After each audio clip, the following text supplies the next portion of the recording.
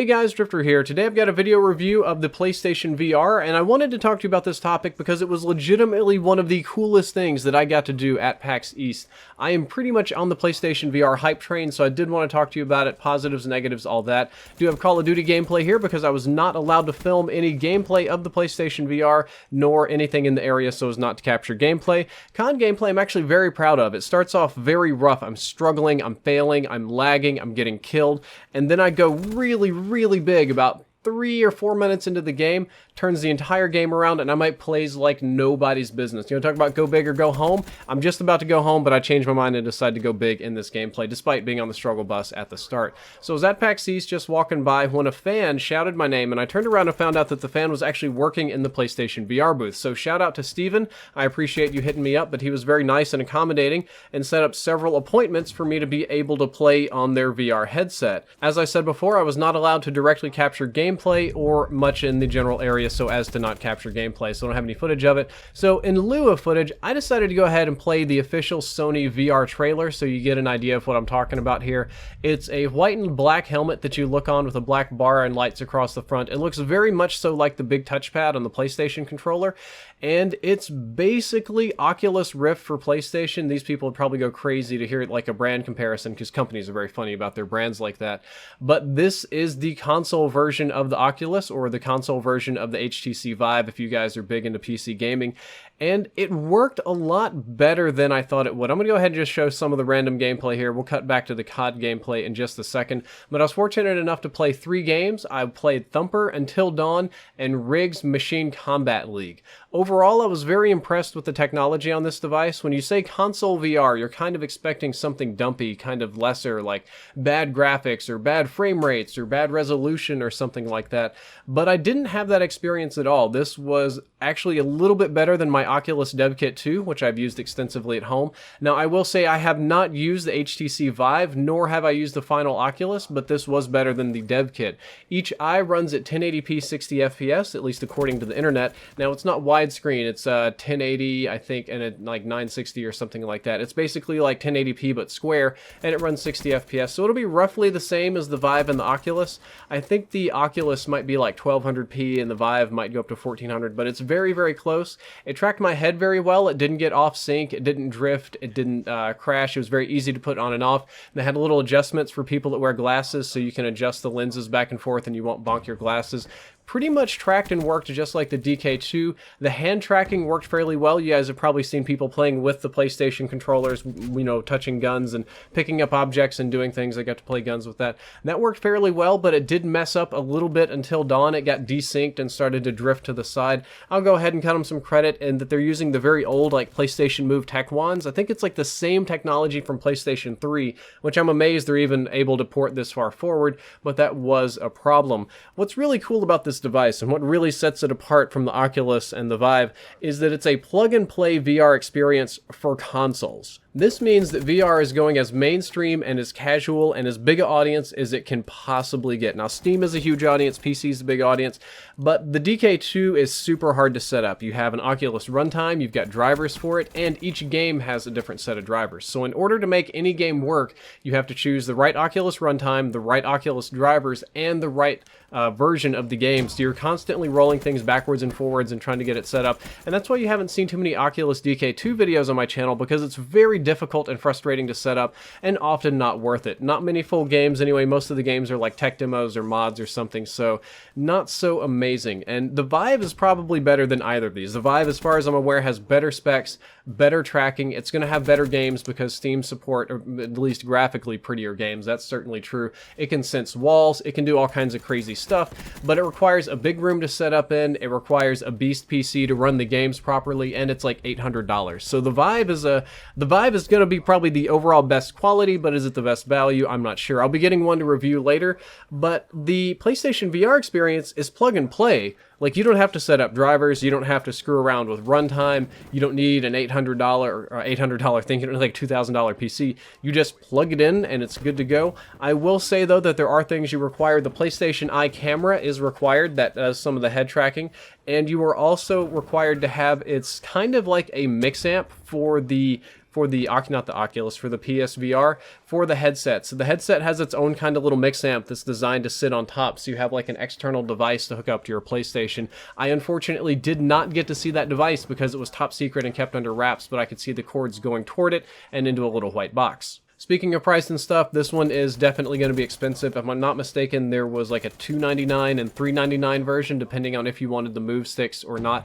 But let's talk about the games and how it actually played. The games on display at the PlayStation booth at PAX East tended toward indie titles. And by indie, I don't mean like, we need your Kickstarter money and here's our demo. I just mean smaller end games, like arcade games and stuff like that. And generally speaking, the titles were not graphically demanding. They were, if anything, cel-shaded or designed to run simple graphics, maybe slightly more last-gen graphics. I think the idea was that the VR is actually very demanding on the console. Speaking of which, they have the rumor of the PS4 Neo, or the PS Neo, which is rumored to design to be kind of like a PlayStation 4.5, which is basically a PlayStation 4, but has somewhere between 1.5 and 2 times the processing power.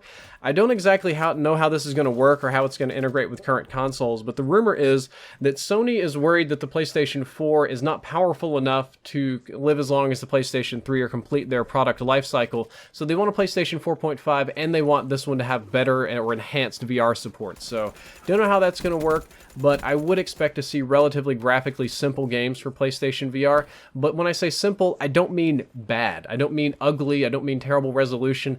I mean, think like there's a difference between, say, The Witcher 3 and Overwatch. The Witcher 3 or Crysis and Overwatch. Or what's another good one? You can take something like League of Legends and, I don't know, like Grand Theft Auto PC mods, like graphical mods. Like, they're totally different. They're just cel-shaded. They're simple. So now I'm going to talk about the 3 games. Thumper is similar to Rock Band, but with much simpler controls. I think it's just X and you use the D-pad.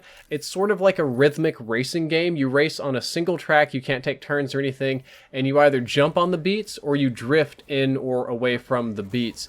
And as you move on this track, every time you hit a beat, the track morphs. It's kind of like a rail track, I don't know. But it's a very trippy game, and you fight bosses by hitting beats and like flinging your beats at them, and your car's swinging up and down and twisting, and it's designed to be very, very trippy, head trip. This one uses the VR less than the other games. It seems to be designed to help you with timing and not so much looking around. Most of the VR games are like, whoa, spin your head around and look what's behind you, that sort of stuff. This one more just flings things at your face really fast, and it makes you feel like you're there because it's coming straight into your eyes. And the idea is you can use that to get better timing than staring at a 2D flat screen when you're playing Rock Band. The next game I got to play is called Until Dawn Blood something. There's a VR version of Until Dawn. Until Dawn was this kind of decision-based horror game that I streamed on my second channel. But it's almost like a fan mod, and it's a rail shooter. I have not played a rail shooter since early 2000s, maybe the 90s, and I would ask, how did they manage to make a rail shooter so scary? And the answer is probably that it's just the VR. It makes all these old horror tropes really, really serious. So it's kind of like the lightning strikes and the lights go out. In between lightning strikes, you see mannequins moving around and ghosts and stuff. And that's not really scary in a normal game. We've seen that like a million times. But when the ghosts are your size, and they're in your face, and they look huge, and you can't fool your eyes. Like, your brain really thinks it's real. It's legitimately scary. The game was also a lot harder than I thought it would be, because instead of being a straightforward rail shooter where you can see literally everything on the screen, they designed it to where they had a lot of enemies that would attack you from the sides and up high and down low, so you really do have to kind of look around to find them. They tend to give audio clues, so if you hear something scream in your left speaker, you need to look to the left and shoot left. I got to fight the ring girl. She moves around super fast. And what was really cool about it is that you get to use the PlayStation move sticks like guns, and you aim akimbo guns. So you have 2 pistols, 1 in each hand, or a shotgun and a machine gun, or whatever you want in either hand, and you legit aim them in-game. You're aiming them with real, like, guns that you're holding in your hand, and you reload them and do all sorts of stuff, but you can twist and turn. You don't just point them straight forward. Like, if I want to, I can just twist my wrist and point it up and it'll shoot up, but as I do, it mirrors perfectly. So I just wanted to check out the bottom of my gun, because I was like, you know what, I'm smarter than these devs. The bottom of that gun's gonna be hollow and buggy, so I took my gun and I like flipped it over, and it was legit full. It was like a real model. It worked, so that was really cool. And it was a very fun game, very intense game. Kind of got to me a little bit. But the big boy game in the group is Riggs MCL, or Riggs Mechanized Combat League. It is a legit mech game, like a full-fledged legit VR supported mech game, and it reminds me a lot of Monday Night Combat. If any of you guys played that on the Xbox Live Arcade. Very bright colors, very bouncy, very pretty, cel-shaded graphics, very futuristic, but it's a mech game, and you play as a human being. You get in a mech, you sit down, you can see where your hands are on the controls, you can look down and see your feet, and one of the things that really impressed me is you're inside the mech, and they have like a big glass screen that comes down, and it has a HUD and stuff. But if I look to my left, I can actually see my giant mech arm, and I look to my right, and I mean, I can legit see it like it's a giant thing in space, and I can reach out and touch it. But the most impressive thing is I wanted to check my VR body, right? So I look down and check, and yes, I have a chest, and even all the way back to old EVR, you know, I look over my shoulder, and I make sure I can actually look over my shoulder. But the developers decided to get a little clever so that when I looked left and right and down, like I was looking at my body, when I would turn my head, my guy's digital chest would kind of turn and twist slightly with me. They figured if anybody's going to try to look over their shoulder, the other shoulder needs to move a little bit and the body will move accordingly. So I looked down and my virtual body was moving at the same time as my real one, which was very cool. Overall, the game was a little more fast-paced than I thought. It played well, but it did have some control issues. It's a mech game with no strafing, which kind of pissed me off, and there were some melee problems with it. But the HUD, I think that really the only weak part to the game was I didn't like the controls. I thought they were pretty bad. But overall, the game itself was fun to play, and it had a really dope HUD because you actually have your radar there on the HUD and all your VR and stuff. So it's like you're in a mech and you're getting your readouts and loadouts and stuff, and it was really fun. If you can't tell, I'm overall super impressed with PlayStation VR. This, to me, was really, really dope, and I think a gaming revolution is going to come with this, because it is a real, legit, working, good-looking, functional VR experience that's coming very cheaply to consoles. This has always been PC for a long time. PC's had like Google Cardboard and Oculus and stuff for ages now, and PC always has crazy stuff. But the fact that this is going super duper mainstream and pushing out to PlayStation, which is like the biggest console right now, means that we are about to see a metric boatload of VR games in the future. We are right on the edge of like a VR revolution, I think. And that's what has me excited. So guys, I hope you enjoyed my video. I hope you enjoyed my overall impressions of this technology. And I hope that when the final thing comes out, it lives up to my expectations from PAX. So I hope they definitely don't change anything for the worse between now and then. Guys, if you enjoyed, don't forget to like, favorite, and subscribe. Drifter out.